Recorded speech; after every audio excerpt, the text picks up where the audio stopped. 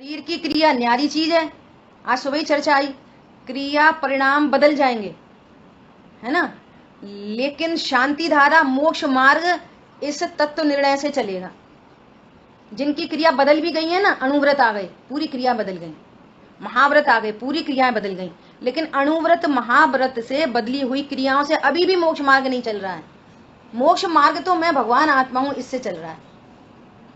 बहुत इंपॉर्टेंट बात है, जिनकी क्रिया परिणाम दोनों बदल भी गए, बदल गए, पूरे चेंज हो गए, गृहस्थी वाले थे और वन खंडाती में विचरण कर रहे हैं, तो वन खंडादी में विचरण करने से मोक्ष मार्ग नहीं हो रहा। समझ में आ रही है बात? 28 मूल गुणों का निरतिचार पालन हो रहा है, तो वे क्रिया और परिणाम मोक्ष मार्ग नहीं है। मोक्ष मार्ग तो मैं जीव हूं, इसके ज्ञान श्रद्धान और इस पूर्वक जो चार की पर्याय में जो रमणता उत्पन्न हुई है, वीतरागता उत्पन्न हो रही है, उससे चल रहा है मोक्ष मार्ग। तो समझ आ गई बात? ऐसा बोलते हैं कि सम्यक दृष्टि जीव कदाचित यहाँ से आयु पूर्ण हो और बाहर में अणुव्रत महाव्रत हो, तो यहाँ से मर के देवगति में जाते हैं। तो देवगति का बंध किससे होता है? रत्नत्रय से होता है। सम्यक दर्शन, सम्यक ज्ञान, सम्यक चारित्र से देवगति का बंध हुआ है? नहीं, वे तो मोक्ष मार्ग हैं, उनसे तो निर्बंध होते हैं। साथ में जो अणुव्रत महाव्रत के परिणाम आश्रय बंध रूप थे, उनसे बंध होके देवगति में पहुंचा है। इस बात से भी सिद्धि होती है क्रिया परिणाम मोक्ष मार्ग नहीं है, उनसे तो बंद होता है। आई बात समझ में?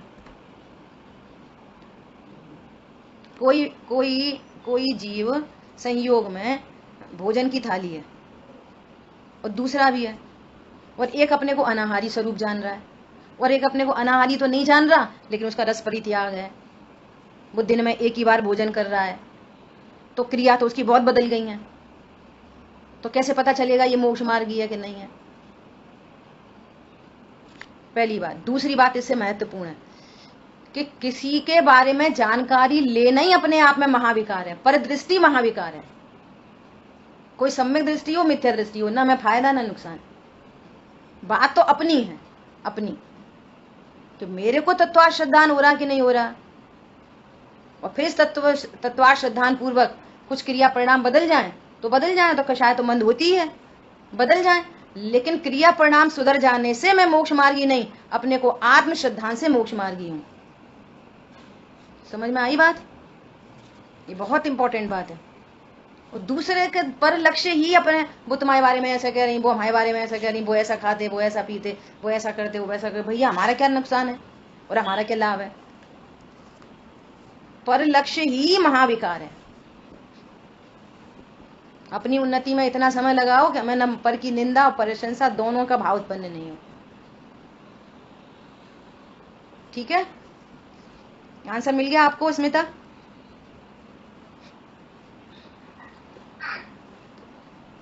जी आंटी। ओके, तो क्या बोल रहे हैं कि तो उपरोक्त मात्र भाव का श्रद्धान किंचित कार्यकारी नहीं। यह श्रद्धान तो किया कि मैं आत्मा हूं, किंतु आत्मा का जैसा स्वरूप है वैसा श्रद्धान नहीं किया। तो भाव के श्रद्धान बिना आत्मा का श्रद्धान यथार्थ नहीं, इसलिए अर्थ और तत्व दोनों का श्रद्धान कार्यकारी है। मैं आत्मा हूं, और कैसा आत्मा हूं? मात्र जानता हूं। और किसको जानता हूं? उसको जानता हूं। दूध फैल गया, उसको जाना और टेंशन हो गई। मेरी पर्याय का तत्व भी कैसा है? ओहो, जिसको किसी को भी जाने उस रूप नहीं होता, ये है तत्वार्थ। बोलो, पर्याय में भी शुद्ध और द्रव्य स्वभाव से भी शुद्ध, ऐसा डबल 2 बार शुद्ध शुद्ध, पर्याय में भी अच्छा और द्रव्य स्वभाव से भी अच्छा, ऐसा अच्छा अच्छा तत्व हूं मैं। इसका नाम है तत्वार्थ श्रद्धानम सम्यक दर्शनम। आज सुबह चर्चा आई है समय सार जी में कि ऐसे तत्वार्थ श्रद्धान से रहित बहुत जन जो अति दुस्तर तपे और उस तप के द्वारा बहुत क्लेश पाते हो तो पाओ, बहुत क्लेश पाते हैं तो पाओ, ऐसा लिखा है। लेकिन भेद विज्ञान के बिना, तत्वार्थ श्रद्धान के बिना कोई जीव सुखी नहीं हो सकता। अब क्या सावधानी क्या रखनी है, प्रैक्टिकल अप्रोच क्या करना है कि अब देखो, बस पूरा दिन देखो, ये पुद्गल का परिणमन है, ये पुद्गल तत्वार्थ है, ये भाव उत्पन्न हो रहे हैं, ये आशय तत्वार्थ है, मैं जानने वाला हूँ, ये जीव तत्वार्थ है। जानने में क्या फर्क पड़ता है? कुछ फर्क नहीं पड़ता। जब पर्याय में कुछ नहीं फर्क पड़ता तो मेरे में क्या फर्क पड़ता है? प्रसन्न हो जाओ, मैं सदा एक रूप रहता हूँ, इधर कुछ भी घटता बढ़ता हो, मेरे में कुछ घटता बढ़ता नहीं। इतनी प्रसन्नता की बात है।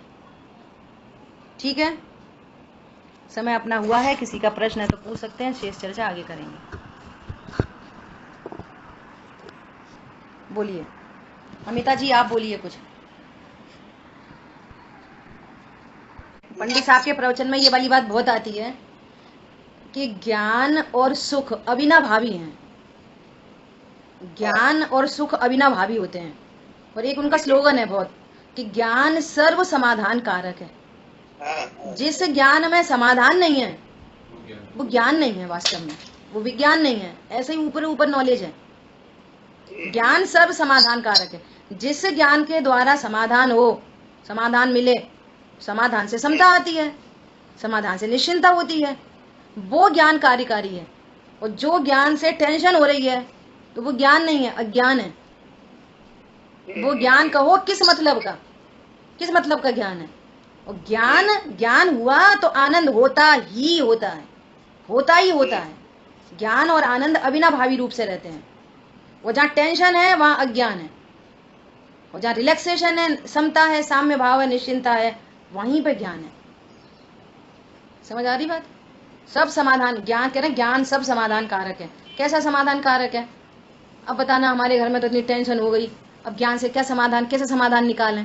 तो तुम समाधान के नाम पर बाहर के ही समाधान चाह रहे हो, वो ज्ञान है या अज्ञान है? पॉइंट समझ में आया?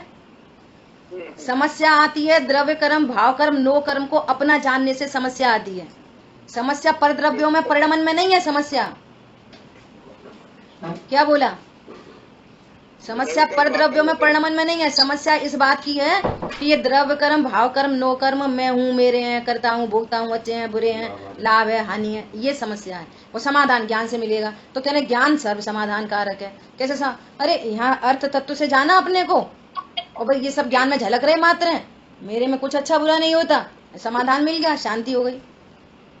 अब तुम स्त्री पुरुष जानकर, अपने को मैं स्त्री हूँ, मैं पुरुष हूँ ऐसा जानकर, पत्नी बच्चे दुकान मकान मेरे हैं ऐसा जानकर समाधान ढूंढना चाहते हो, कभी समाधान नहीं मिलेगा। किसी को नहीं मिला आज तक।